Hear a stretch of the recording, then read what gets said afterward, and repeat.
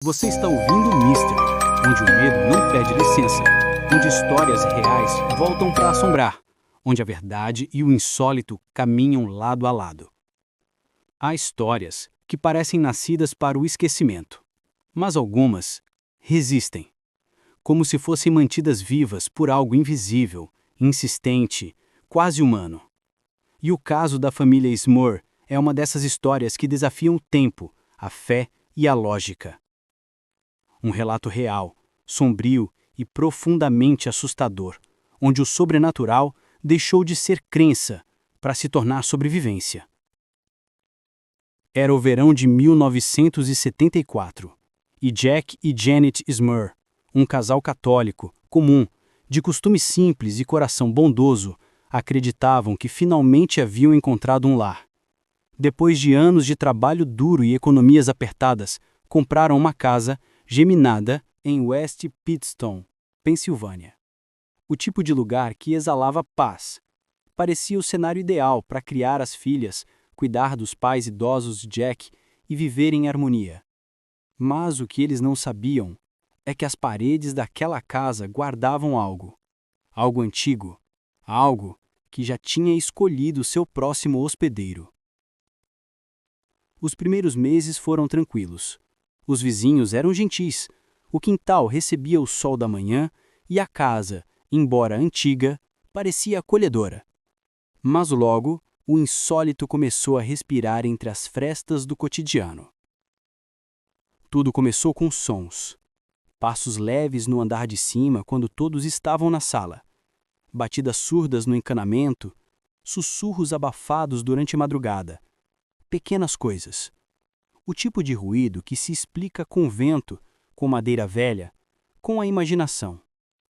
Mas o terror sempre começa assim, com algo pequeno, até que você percebe que aquilo não está tentando te assustar, está tentando avisar. Janet foi a primeira a sentir o estranho. Quando lavava louça, ouviu o nome dela ser dito, baixo, quase um sussurro, bem atrás do seu ombro. Virou-se e o relógio havia parado exatamente às 3h03. A partir daí, o que era estranho se transformou em maldição. As manifestações se tornaram assustadoras e constantes. O som de correntes, vozes em coro e a sensação de que alguém ou algo caminhava atrás deles, mesmo quando a casa estava vazia. As filhas pequenas começaram a reclamar que a mulher preta do espelho as observava enquanto dormiam. Janet viu vultos passando pelos corredores. Jack passou a ouvir respirações em seu ouvido enquanto tentava dormir. O lar perfeito agora era um cenário de terror real, um pesadelo em carne viva. Mas o pior ainda estava por vir. O que acontecia dentro daquela casa não era apenas paranormal. Era inteligente. Eram ataques com propósito. Entidades que sabiam quando provocar, quando silenciar, quando se esconder e quando mostrar os dentes. Era como se algo estudasse a família, entendesse seus medos e os usasse contra eles. Janet passou a ser o foco. As vozes a chamavam pelo nome, distorcendo-o, zombando da fé dela. Em algumas noites, ela acordava com a sensação de estar sendo observada e via, diante da cama, uma figura alta, com a pele cinzenta e os olhos fundos. Não era sonho, porque Jack também a viu, e jurou que o que estava diante dele não era humano. Os ataques se intensificaram, os quadros caíam das paredes, os crucifixos viravam de cabeça para baixo e os rosários se rompiam sozinhos. O inexplicável agora era rotina. O sobrenatural era a nova realidade. O casal tentou chamar padres locais, mas nenhum ficou. Um deles, Padre O'Leary, mal terminou a primeira oração e caiu inconsciente, dizendo ter ouvido uma voz feminina dentro da mente, prometendo levar todos. Outro padre se recusou a voltar após sentir um frio que não vinha do ar. A cada dia, a casa parecia absorver a fé da família. E, aos poucos, algo dentro de Jack começou a mudar. Ele se tornava mais agressivo, fechado, irritadiço. Parecia outra pessoa, Janet dizia que às vezes, ao olhar para ele, via uma sombra por trás, como se alguém mais estivesse ali. E então veio o ataque final daquela primeira fase. Uma noite, durante uma tempestade, o casal ouviu passos subindo as escadas. Fortes, pesados. O som de água arranhando a parede como unhas de ferro. As luzes piscaram. O rádio ligou sozinho, tocando um coral invertido. E quando a porta do quarto se abriu, o que entrou não era humano. Era uma massa escura, densa sem forma definida, e ainda assim viva. Ela se moveu até a cama, envolveu o corpo de Janet e a puxou para fora. Jack gritou, tentou segurá-la, mas foi arremessado contra a parede com força sobre-humana. O grito dela ecoou pela casa, e o silêncio que veio depois foi o mais sombrio e misterioso que já existiu naquele lugar. A família Smurl havia se tornado refém de algo que não podia ser visto, nem tocado, nem compreendido. E a partir dali, o inferno se instalou de vez. O silêncio que veio depois do ataque não trouxe paz. Foi um silêncio denso, pesado, quase sólido, como se o ar se recusasse a circular dentro daquela casa amaldiçoada. Janet acordou na manhã seguinte com os olhos inchados e o corpo coberto de hematomas. Jack, ainda trêmulo, tentava encontrar palavras para o que viu, mas nada que dissesse poderia traduzir o terror real que sentira ao ver a esposa ser puxada por mãos invisíveis. A casa parecia respirar. Durante o dia, o sol batia nas janelas, mas a luz não penetrava completamente. As sombras pareciam vivas, contornando as paredes, se movendo em direções opostas à do vento. E à noite, as sombras ganhavam voz. No início era apenas o sussurro do nome de Janet. Depois risadas abafadas. E então começaram as imitações. Vozes que soavam exatamente como as das filhas, chamando a mãe no meio da madrugada. Mas quando ela abria a porta do quarto delas, as meninas dormiam profundamente. Era um jogo. Um jogo sobrenatural, inteligente, cruel, projetado para corroer o que havia de mais frágil, a sanidade. A cada noite, os ataques se tornavam mais assustadores e inexplicáveis. As luzes piscavam em padrões que pareciam responder a perguntas. O rádio, mesmo desligado, soltava cânticos religiosos distorcidos. E nas paredes começaram a surgir manchas escuras, como se algo escorresse de dentro do reboco, um líquido espesso com cheiro de enxofre e ferrugem. Janet passou a dormir com um crucifixo nas mãos. Mas o crucifixo, certa noite, foi arrancado dela e lançado para o outro lado do quarto. Ela gritou e quando Jack acendeu a luz, viu algo se dissipando no ar. Uma forma insólita, quase humana, mas feita de fumaça. Não havia dúvida. O mal estava ali, vivo, e se alimentando do medo deles. Jack tentou manter o controle, mas o pavor já havia se instalado. Ele começou a ter lapsos de memória, surtos de raiva e sonambulismo. Às vezes acordava em pé diante da cama das filhas, sem lembrar como havia chegado ali. Janet notava algo diferente no olhar dele, como se uma segunda presença habitasse dentro do marido. Uma presença sombria, silenciosa, misteriosa. As frestas da casa rangiam como se algo se movesse por dentro das paredes. O cheiro de podridão impregnava as roupas, os móveis, a pele. E mesmo quando a família tentava rezar, as orações eram interrompidas por barulhos secos, como tapas, socos e passos correndo pelo teto. A fé deles estava sendo atacada. E é quando a fé vacila que o sobrenatural vence. Os vizinhos começaram a perceber. Janet evitava sair. As crianças, pálidas, já não brincavam no quintal. E os ruídos noturnos que atravessavam as paredes começaram a incomodar outras casas. Alguns vizinhos afirmavam ouvir vozes em coro vindas da residência dos Smurl, como se uma missa demoníaca fosse celebrada toda madrugada. Outros diziam sentir cheiro de enxofre do lado de fora ou ver figuras no sótão olhando pela janela mesmo quando sabiam que a família não estava em casa.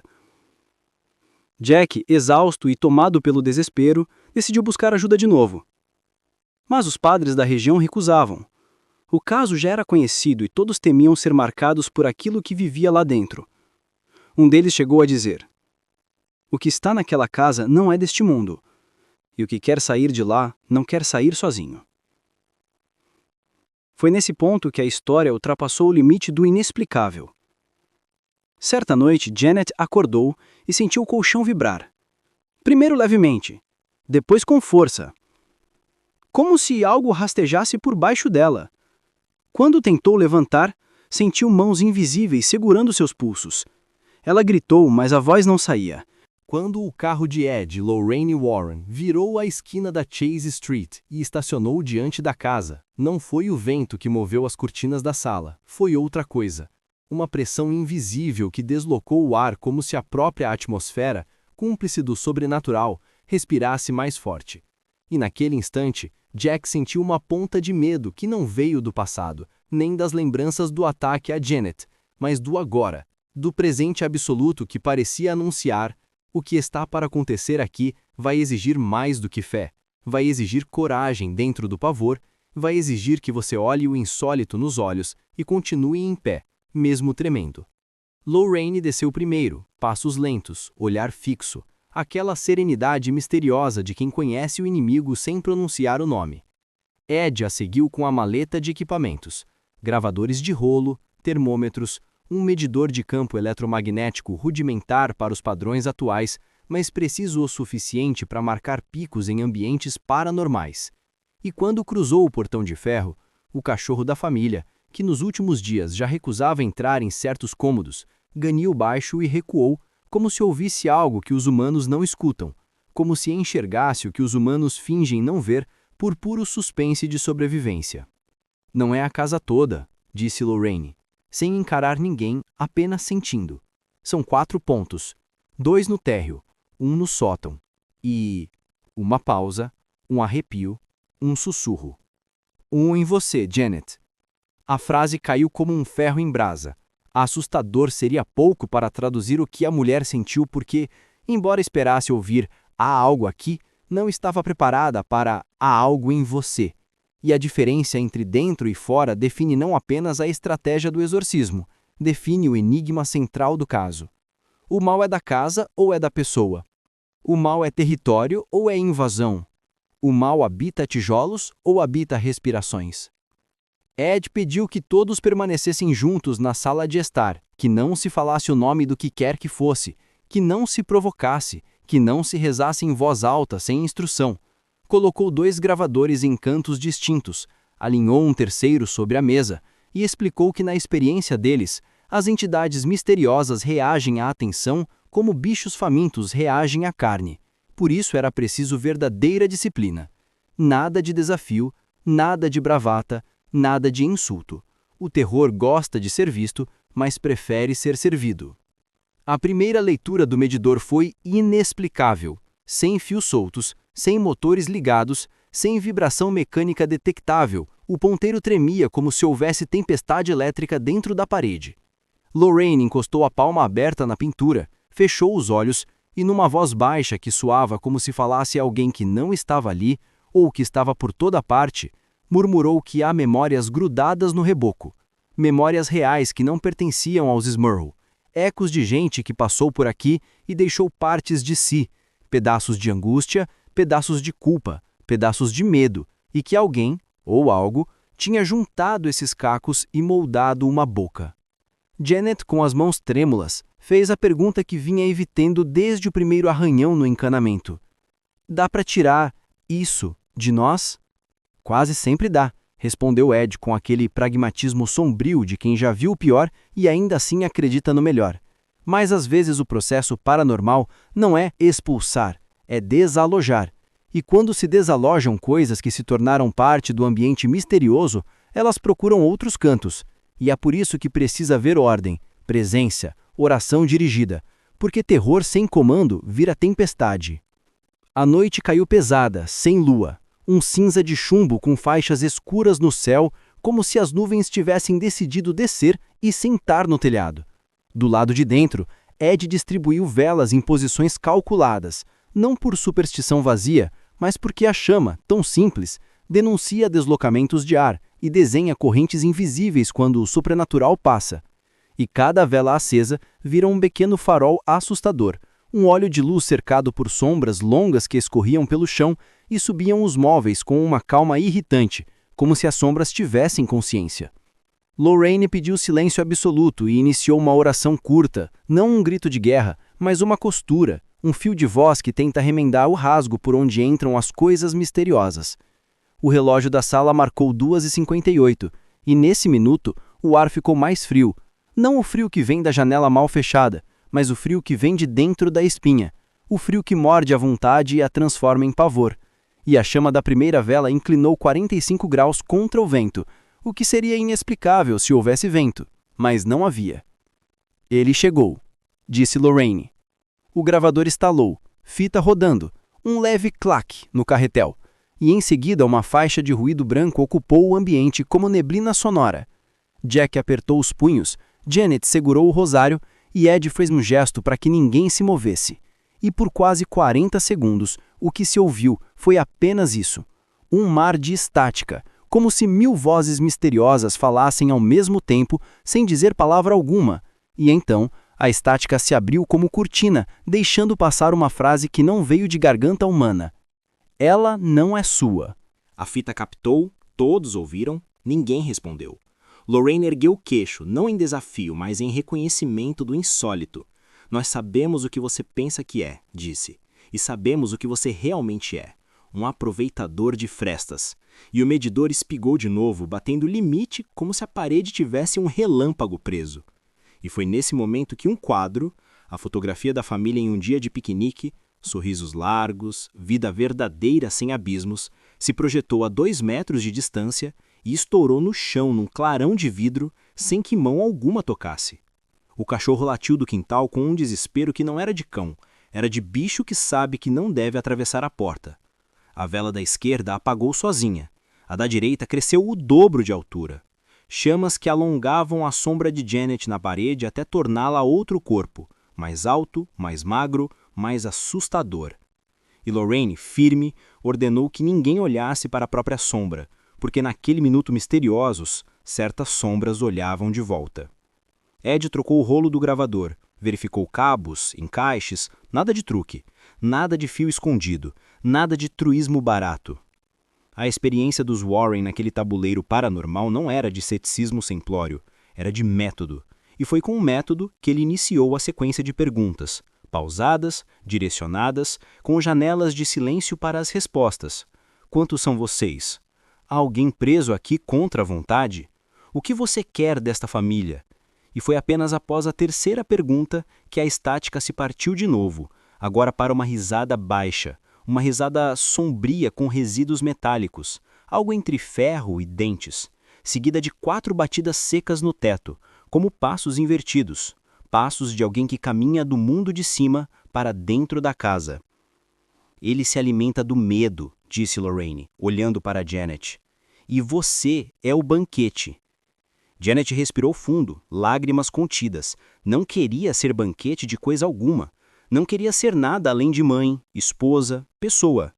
Mas o terror reais que vinha vivendo rouba dos nomes a sua calma e faz do cotidiano um labirinto inexplicável. E foi com essa honestidade que ela respondeu. Não para o demônio, não para a casa, mas para ela mesma. Eu não tenho medo de você. E todos sentiram o peso do suspense em suspenso, a pausa que decide se a frase foi coragem ou convite. A resposta veio em forma de cheiro, enxofre denso, forte, ardendo no fundo da garganta como se alguém tivesse acendido um fósforo dentro do pulmão. E em seguida veio a força, uma pressão na nuca de Janet que a inclinou para a frente, sem mãos visíveis, sem contato, apenas a certeza física de que uma vontade alheia estava tentando dobrá-la. E Ed, rápido, impôs o crucifixo entre a cabeça dela e o vazio, não como amuleto teatral, mas como símbolo de ordem em meio à desordem. E a pressão cedeu, 2 dedos, não mais do que isso, mas suficiente para que ela recuperasse a postura, e com a voz partida, repetisse: Eu não tenho medo de você. Agora menos para convencer o outro do que para convencer a si. O relógio marcou 3h07. A casa inteira respirou junto como se os tijolos tivessem pulmões, e uma sombra compacta escorreu do batente da porta, tocou o rodapé, atravessou o tapete e se ergueu ao lado do piano. Corpo sem rosto, contorno de gente, densidade de fumaça. A materialização do enigma que alimenta histórias misteriosas desde que o mundo é mundo. Se é inexplicável, não existe. Mas se não existe, por que é que está aqui? Não olhem para os olhos, alertou Lorraine. E foi então que todos entenderam que o que não tinha rosto, tinha olhos. 2 pontos de brilho opaco, não luz, mas ausência de luz. 2 janelas para um lugar onde as coisas paranormais não são exceção, são regra. A fita rodou, a sombra pulsou, a vela alta se torceu como se fosse planta buscando um sol obscuro, e o que veio a seguir foi a primeira comunicação direta daquela noite. Não por som, mas por toque. Jack sentiu os dedos colarem na madeira da poltrona, como se verniz virasse cola, e não conseguiu mover as mãos. Os tornozelos pesaram, chumbo invisível, a língua endureceu, e nesse bloqueio assustador ele ouviu dentro da cabeça, no ponto exato onde o medo planta raízes, a mesma frase da fita, agora com variação. Ela é minha enquanto você tiver dúvida. É isso, disse Lorraine, encarando Ed. Então a gente vai cortar o alimento. Vamos converter esta casa numa cadeia de comando.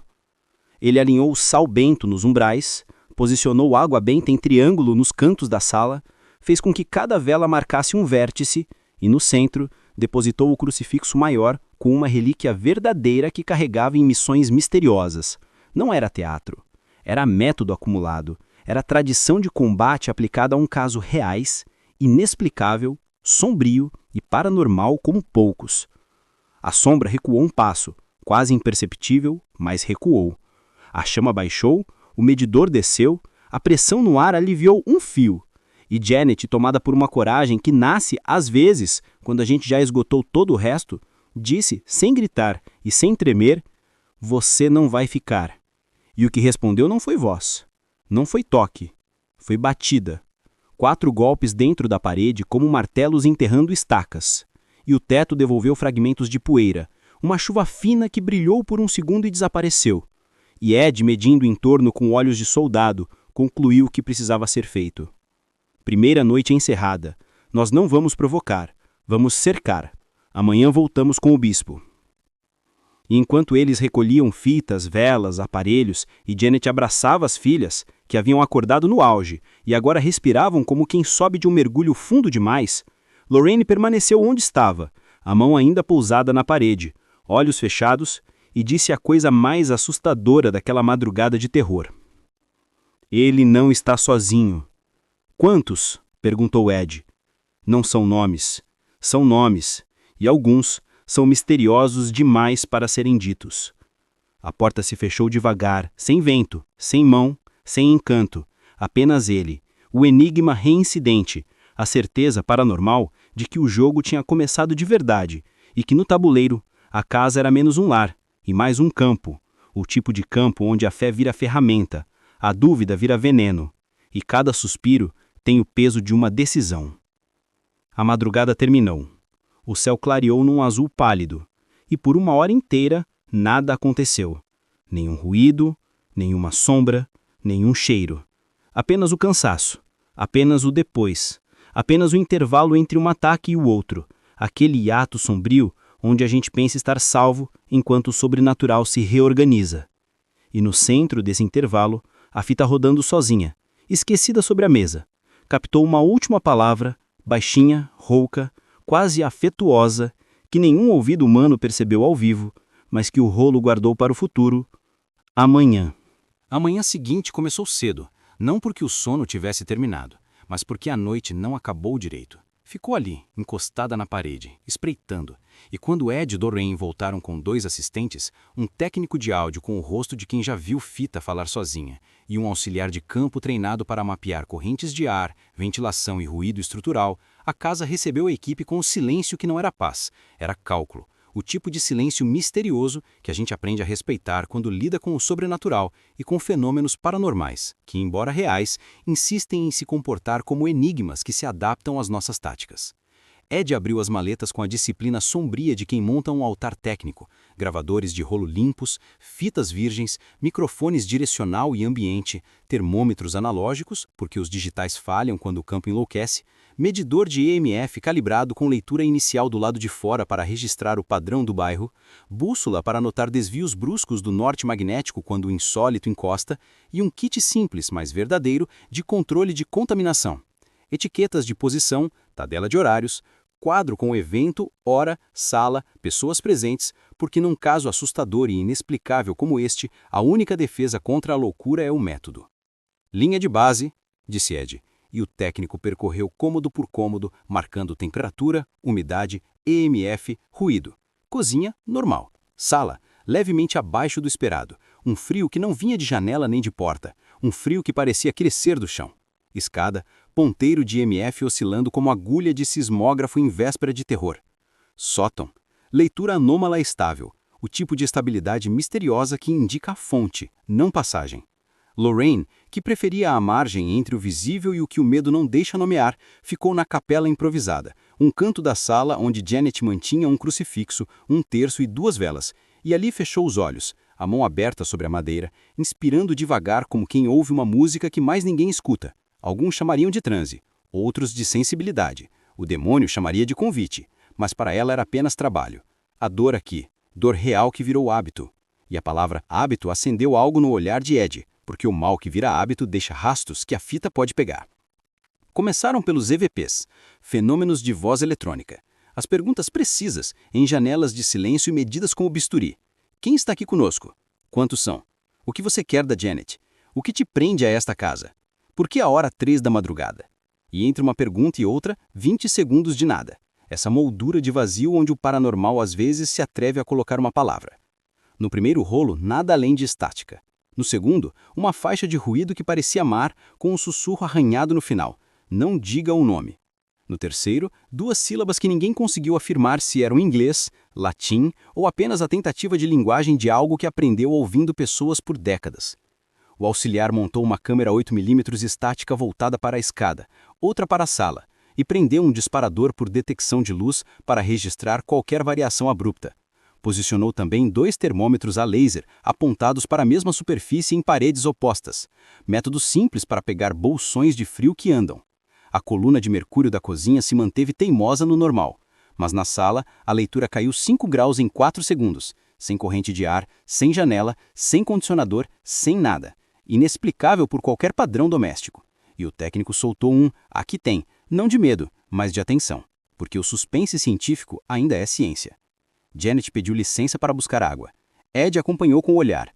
A câmera girou 2 dentes sozinha, um micromovimento que poderia ser erro de encaixe se o tripé não estivesse nivelado com o bolha em 0.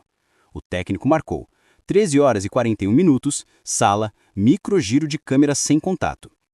E foi nesse segundo banal, no meio da tarde, sol entrando oblíquo pela janela, que um toque percorreu a casa, como unha em couro, começando do sótão, descendo a escada, caminhando pela parede até a moldura da sala e parando atrás da cadeira em que Janet costumava se sentar para rezar. Não havia gente, não havia gato, não havia vento. Apenas o som assustador do insólito, querendo dizer, estou aqui mesmo quando vocês não querem me ouvir. O primeiro fenômeno agressivo do dia não veio do teto nem do chão, veio do rádio. Desligado, sem tomada, sem bateria, sem reserva, aparelho velho, pesado, com dial emperrado, que de repente ganhou vida e cuspiu um coral invertido, vozes ao contrário, entoando uma missa grotesca, e depois caiu mudo, como se algo tivesse apertado stop com raiva. Ed não tocou no rádio, anotou, pediu que ninguém dissesse viu ou ouviu, porque verbalizar evento paranormal às vezes vira isca, e a casa, aquela casa sombria, gostava de pescar palavras para transformá-las em anzóis.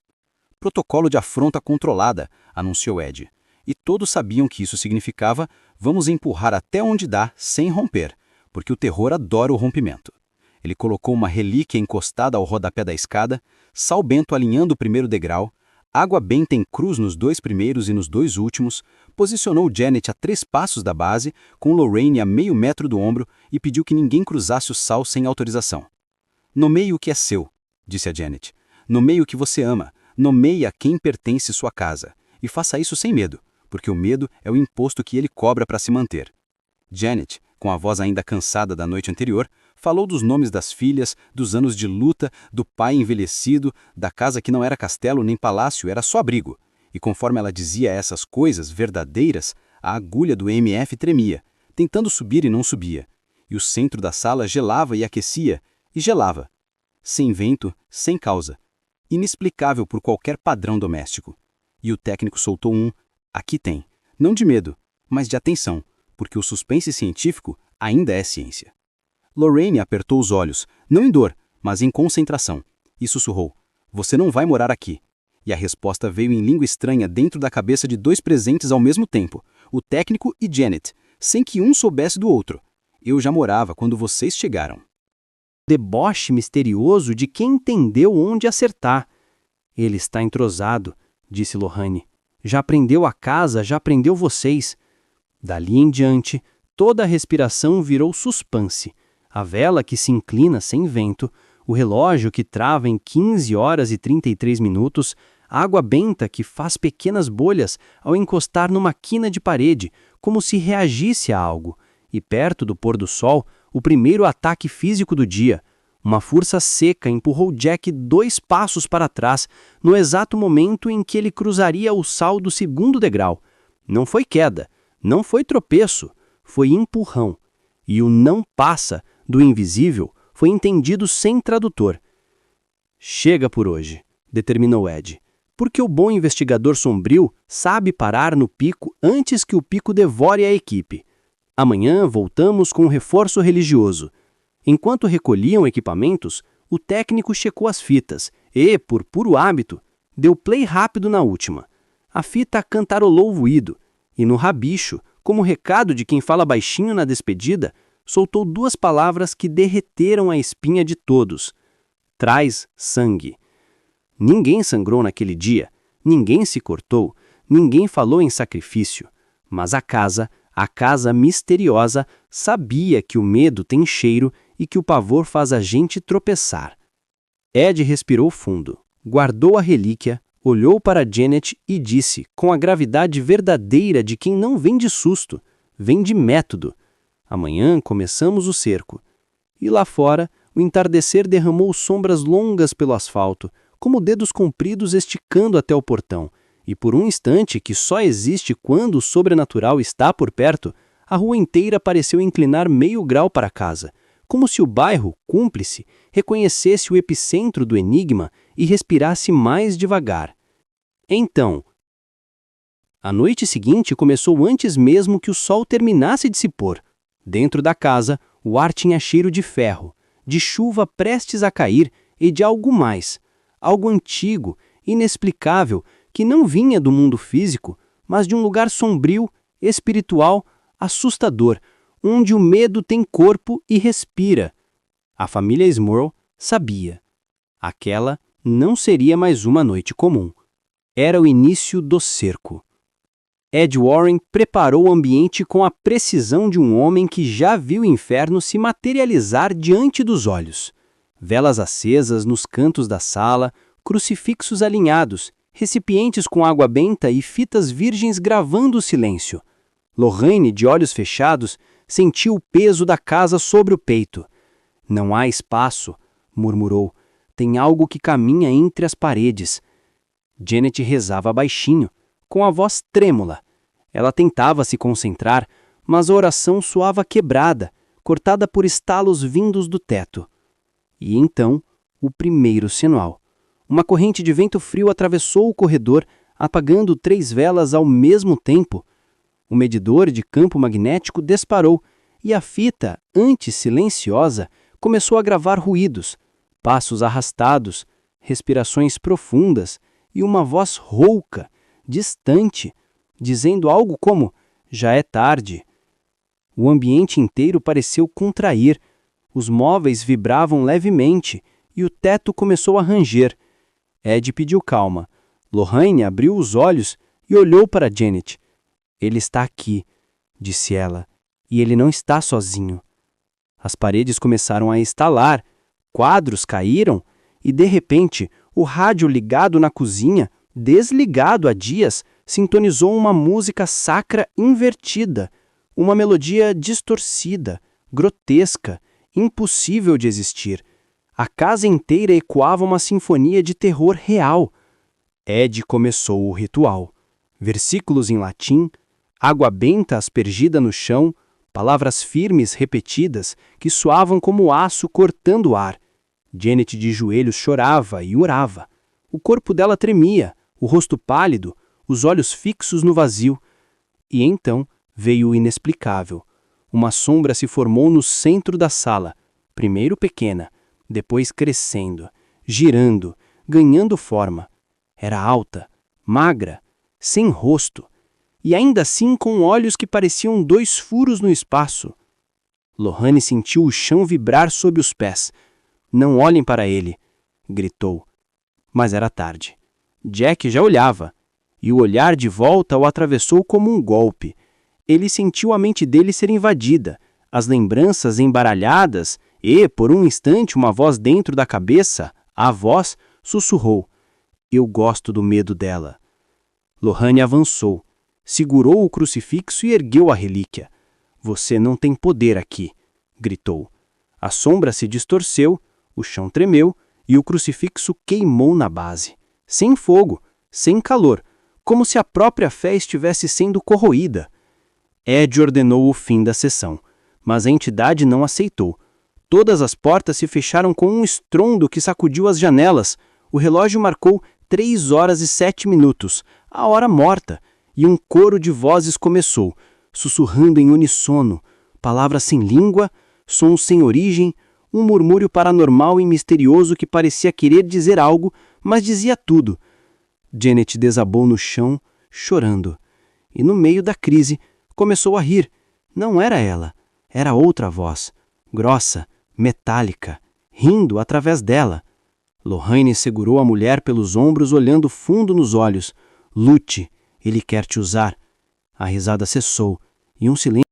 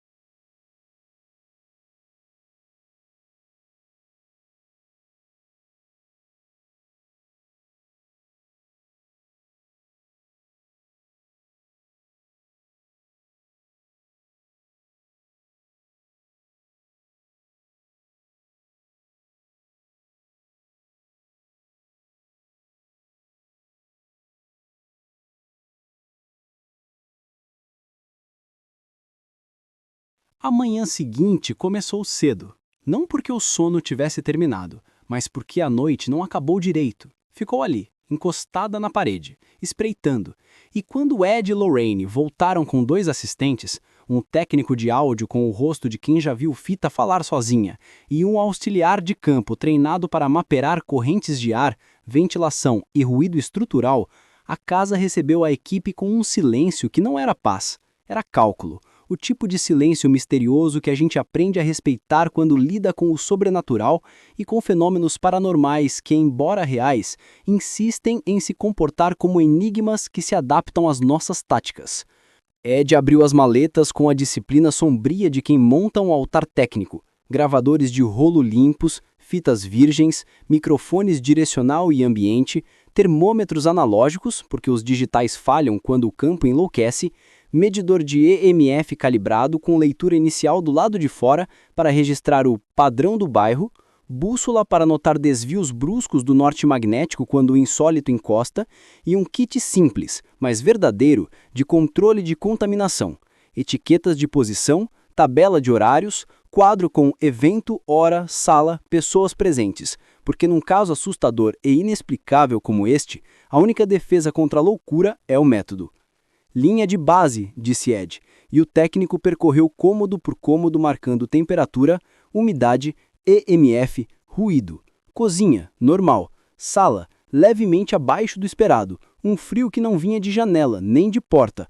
Um frio que parecia crescer do chão. Escada, ponteiro do EMF oscilando como agulha de sismógrafo em véspera de terror. Sótão, leitura anômala estável, o tipo de estabilidade misteriosa que indica fonte, não passagem.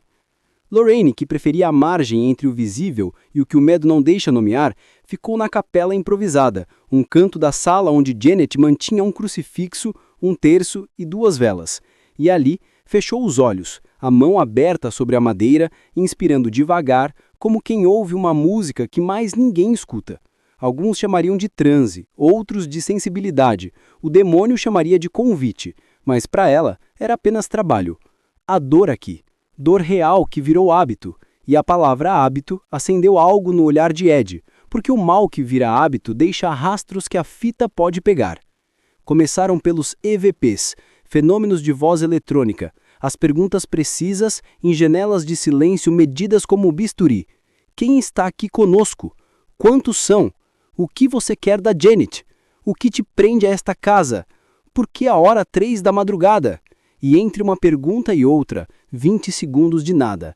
Essa moldura de vazio onde o paranormal às vezes se atreve a colocar uma palavra. No primeiro rolo, nada além de estática. No segundo, uma faixa de ruído que parecia mar, com um sussurro arranhado no final. Não diga o nome. No terceiro, 2 sílabas que ninguém conseguiu afirmar se eram inglês, latim ou apenas a tentativa de linguagem de algo que aprendeu ouvindo pessoas por décadas. O auxiliar montou uma câmera 8mm estática voltada para a escada, outra para a sala e prendeu o disparador por detecção de luz para registrar qualquer variação abrupta. Posicionou também 2 termômetros a laser apontados para a mesma superfície em paredes opostas, método simples para pegar bolsões de frio que andam. A coluna de mercúrio da cozinha se manteve teimosa no normal, mas na sala a leitura caiu 5 graus em 4 segundos, sem corrente de ar, sem janela, sem condicionador, sem nada, inexplicável por qualquer padrão doméstico, e o técnico soltou um "aqui tem", não de medo, mas de atenção, porque o suspense científico ainda é ciência. Janet pediu licença para buscar água. Ed acompanhou com o olhar, a câmera girou 2 dentes sozinha, um micromovimento que poderia ser erro de encaixe se o tripé não estivesse nivelado com bolha em 0. O técnico marcou 13h41, sala, microgiro de câmera sem contato. E foi nesse segundo banal, no meio da tarde, sol entrando oblíquo pela janela, que um toque percorreu a casa, como unha em couro, começando do sótão, descendo a escada, caminhando pela parede até a moldura da sala e parando atrás da cadeira onde Janet costumava se sentar para rezar.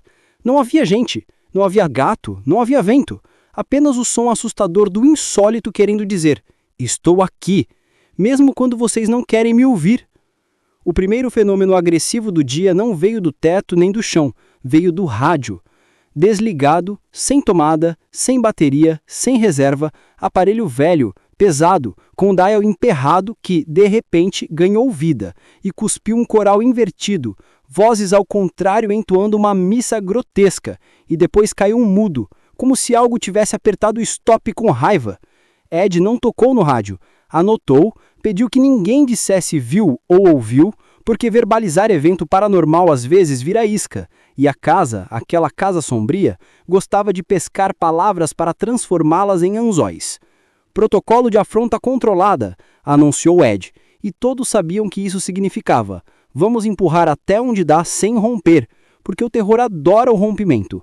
Ele colocou uma relíquia encostada ao rodapé da escada, sal bento alinhando o primeiro degrau, água benta em cruz nos 2 primeiros e nos 2 últimos, posicionou Janet a 3 passos da base com Lorraine a meio metro do ombro e pediu que ninguém cruzasse o sal sem autorização. Nomeie o que é seu, nomeie o que você ama, nomeie a quem pertence a sua casa e faça isso sem medo, porque o medo é o imposto que ele cobra para se manter. Janet, com a voz ainda cansada da noite anterior, falou dos nomes das filhas, dos anos de luta, do pai envelhecido, da casa que não era castelo nem palácio, era só abrigo. E conforme ela dizia essas coisas verdadeiras, a agulha do EMF tremia, tentando subir e não subia, e o centro da sala gelava e aquecia e gelava, sem vento, sem causa, inexplicável por qualquer padrão doméstico. E o técnico soltou um: aqui tem, não de medo, mas de atenção, porque o suspense científico ainda é ciência. Lorraine apertou os olhos, não em dor, mas em concentração, e sussurrou: você não vai morar aqui. E a resposta veio em língua estranha, dentro da cabeça de 2 presentes ao mesmo tempo, o técnico e Janet, sem que um soubesse do outro. Eu já morava quando vocês chegaram. E a fé humana, e a usava como arma. Depois de 3 semanas, os Warren declararam: não se trata mais de uma casa assombrada. É uma infestação inteligente. O mal aprendeu a viver aqui. Os Murrow tentaram vender a casa, mas ninguém quis comprar. Tentaram mudar-se, mas, estranhamente, onde quer que fossem, ruídos e sombras os seguiam. O caso ultrapassou fronteiras. Jornais começaram a noticiar, e o nome Famílias Murrow se tornou sinônimo de mistério real, terror psicológico e fenômenos inexplicáveis. Mesmo após inúmeros rituais, a presença sobrenatural nunca foi totalmente expulsa. As gravações feitas por Ed e Lorraine registraram ruídos e vozes que ainda hoje permanecem inexplicáveis. E há quem diga que a casa continua ativa, silenciosa durante o dia, mas viva à noite. Em 1989, os Murrow deixaram o imóvel. Mas antes de irem, Janet escreveu uma frase na parede do porão, que permanece até hoje, coberta de tinta, mas ainda visível sob a luz negra. O mal não vive nas casas, vive em nós. E talvez ela estivesse certa, porque o verdadeiro horror da história da família Murrow não é o demônio que habitou a casa, é a lembrança que ele deixou no coração de quem sobreviveu, e a certeza de que o medo nunca termina.